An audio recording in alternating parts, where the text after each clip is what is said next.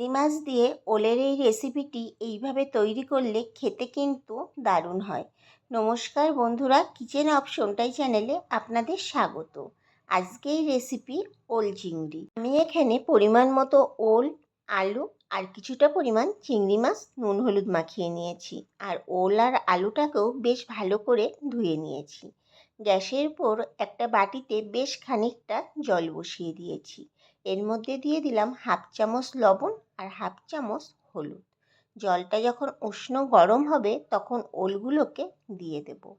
ওই ধরুন 70% মতো সিদ্ধ করে নেব। এখন 7 থেকে 8 মিনিট ফুটিয়ে নেব, তবে পুরো সিদ্ধ কিন্তু করব না। আমি আপনাদের এখানে 7 থেকে 8 মিনিট পর দেখাচ্ছি।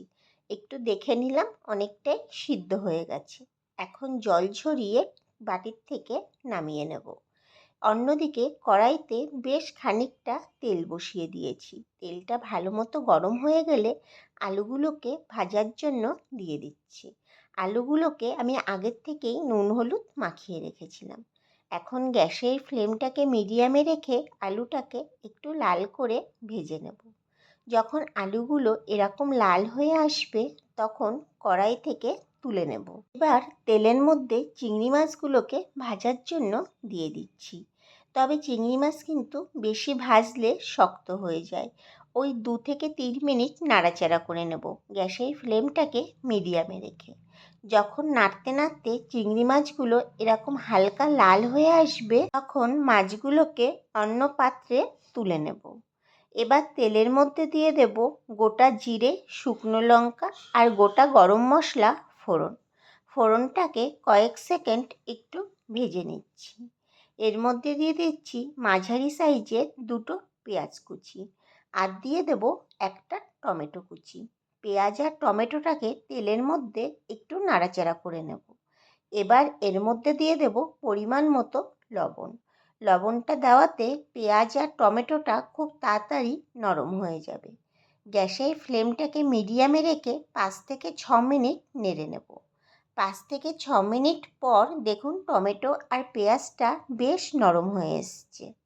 যখন এরকম পর্যায়ে চলে আসবে এর মধ্যে দিয়ে দেব আদা, রসুন আর কাঁচা লঙ্কা বাটা। আমি হাফ ইঞ্চির থেকেও একটু কম আদা নিয়েছিলাম আর 8 কোয়া রসুন আর 6টা কাঁচা লঙ্কা নিয়েছি। তবে ঝালটা কম বেশি করে আপনারা আপনাদের প্রয়োজন মতো ব্যবহার করবেন। এবার মশলাটাকে বেশ ভালো করে নাড়াচাড়া করে নেব। এর মধ্যে দিয়ে দেবো এবার কিছু গুঁড়ো মশলা, যেমন 1 চামচ জিরের গুঁড়ো, 1 চামচ কাশ্মীরি লঙ্কার গুঁড়ো আর হাফ চামচ হলুদ। এবার মশলাটাকে বেশ ভালো করে কষিয়ে নেব যতক্ষণ না মশলা থেকে বেশ ভালোভাবে তেল ছেড়ে না যায়।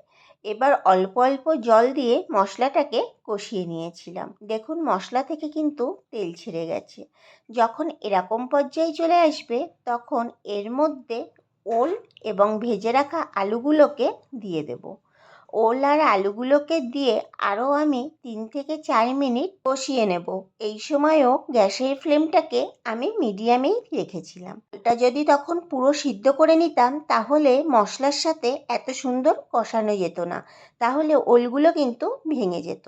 এই জন্যই 60 বা 70% মতো সিদ্ধ করে নিয়েছিলাম, যাতে গলাটা না ধরে। অনেক সময় ওলে কিন্তু একটু গলাটা ধরে, এইভাবে করলে গলা ধরার আর কোনো ভয় থাকে না। যখন মশলাটা এরকম পর্যায়ে চলে আসবে তখন এর মধ্যে দিয়ে দেবো পরিমাণ মতো জল। এবার ঝোলটা ফুটে ওঠা অবধি অপেক্ষা করব। যখন ঝোলটা ফুটে উঠবে তখন এর মধ্যে দিয়ে দেবো সামান্য পরিমাণ চিনি। আমার ভিডিও যারা প্রত্যেক দিন দেখে থাকেন তারা জেনে থাকবেন আমি সব রান্নাতেই একটু সামান্য পরিমাণ চিনি ব্যবহার করে থাকি, তবে আপনারা আপনাদের পছন্দ মতো ব্যবহার করবেন। এবার চিংড়ি মাছগুলোকে দিয়ে কড়াইটাকে ঢেকে দেব 7 থেকে 8 মিনিটের জন্য, গ্যাসের ফ্লেমটাকে হাই ফ্লেমে রেখে। 7 থেকে 8 মিনিট পর দেখাচ্ছি।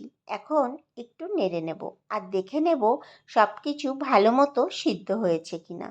ওলটা আমার এখানে কিন্তু সুন্দর সিদ্ধ হয়ে গেছে, তবে ঝোলটা কিন্তু এরকম রেখেই নামাতে হবে। বেশি শুকালে কিন্তু ওল কিন্তু ঝোল টেনে নেয়। আর নামানোর আগে দিয়ে দেব সামান্য পরিমাণ একটু ঘি। আপনারা চাইলে এখানে একটু গরম মশলা গুঁড়ো ব্যবহার করতে পারেন। যদি পছন্দ করে থাকেন। তবে আমি এখানে কোনো গুঁড়ো গরম মশলা ব্যবহার করিনি। এখন কড়াই থেকে নামিয়ে নেব।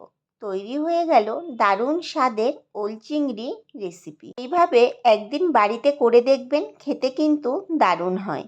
আর ভিডিওটি ভালো লাগলে আমার চ্যানেলটিকে সাবস্ক্রাইব এবং ফেসবুক পেজ থেকে দেখে থাকলে পেজটিকে ফলো করে দেওয়ার অনুরোধ রইল।